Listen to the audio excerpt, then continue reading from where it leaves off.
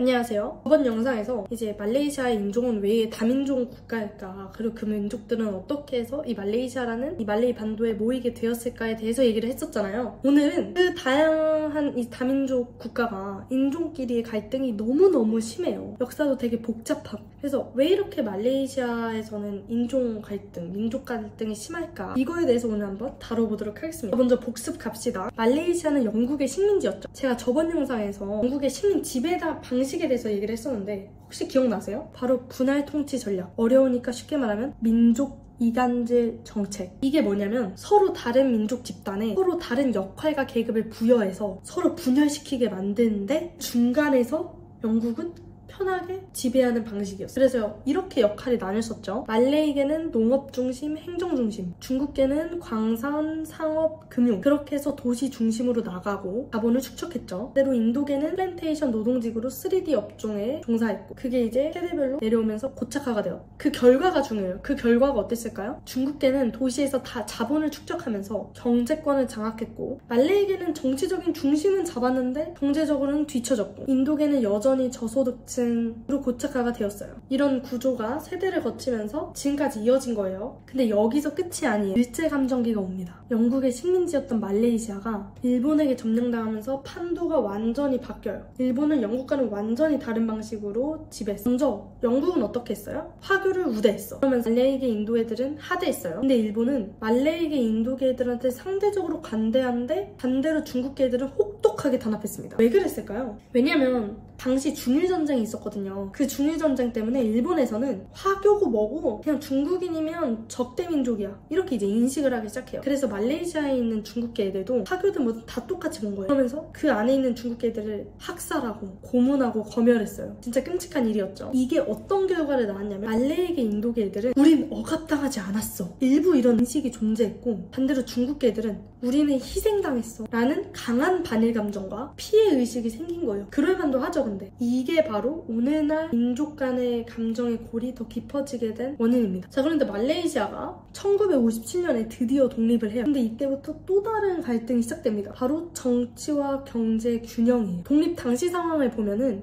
정치권은 말레이 애들이 다 장악하고 있었어요. 반대로 제가 말씀드렸죠? 경제권은 중국 애들이 잡고 있었다. 근데 민족 간의 사이가 안 좋죠? 그럼 뭔가 갈등이 생기겠죠? 말레이계 정치 엘리트들은 이런 생각을 한 거예요. 우리가 정치적으로는 지배하고 있는데 경제적으로는 뒤처져 있다. 그래서 더더욱 이 정치권을 놓으면 안 된다, 이 생각을 한 거예요. 그래서 독립 이후의 갈등, 쟁점이 뭐냐면 크게 세 가지로 나뉘는데 시민권, 정치권, 교육과 언어입니다. 먼저 시민권 문제부터 봐봅시다. 말레이 애들은 저 중국 화교 새끼들한테는 시민권도 줘서는 안 된다, 이런 식으로 강경하게 말하는 거예요. 아니 근데 중국계 입장에서는 어때요? 아니 나도 말레이시아인이잖아요. 걔네 입장에서는 말레이시아에서 살았고, 왜냐면은 윗세대 조상이 넘어온 거지, 얘네는 한평생을 말레이시아에서 살았단 말이에요. 말레이 반도에서 태어났고, 아니 나도 이 나라에서 태어나고 일하면서 기여했는데 아니 시민권을 얻는 건 당연하고 정당한 권리 아니야? 이러는 거죠. 그래서 어떻게 되냐면 말레이 애들이 정치권을 이렇게 다 장악하고 시민권도 안 주겠다 막 이렇게 하니까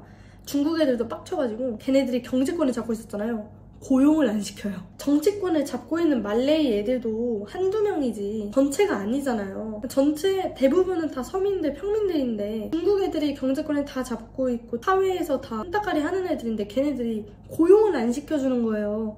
그러니까 갈등이 더 깊어지는 거지. 그리고 정치권 문제. 말레이 애들이 우리가 다수민족이니까 무조건 말레이 우대 정책, 이러는 거예요. 근데 중국계는 아니 인구 비례에 맞춰서 하던가 아니면 능력 중심으로 정치 대표를 구성하자, 이러는 거죠. 교육을 들여다보면 또 어떠냐면 말레이 애들은 말레이어 중심의 교육 시스템으로 가야 된다, 무조건 말레이 중심으로 가자. 근데 아니겠죠. 중국계는 얘네는 아니다, 중국어 학교를 그대로 유지를 해야 된다, 이러는 거죠. 근데 이렇게 갈등이 막 고조되어 가다가 이게 팍 하고 터집니다. 바로 1969년 5월 13일 말레이시아 역사상 가장 민감한 사건 중 하나의 인종 폭동이 일어납니다. 그에 무슨 일이 있었냐면요, 총선에서 말레이계 여당 세력이 중국 야당 세력한테 크게 밀렸어요. 야당이 주로 중국계 지지층이었고 결과 말레이계 내부에서는 불만이 막 폭발한 거죠. 아니 우리 대단한 말레이계 말레이 인종이 이걸 해야 되는데 중국계들이 지금 다 장악하고 있다 막 이런 위기감이 드는 거죠. 그래서 말레이계 군중이 일부 지역에서 중국계 지역을 공격하는 일이 발생합니다. 그 과정에서 수백 명이 사망한 이 사건이 말레이시아 사회에서 엄청난 큰 충격을 줬고 이후 정부가 바로 말레이 우대 정책, 부미푸트라 정책을 시행합니다. 그럼 지금은 어떨까요? 겉으로 보기엔 어느 정도 평화롭게 공존하고 있는 것 같아요. 하지만 민족 간의 분리는 여전합니다.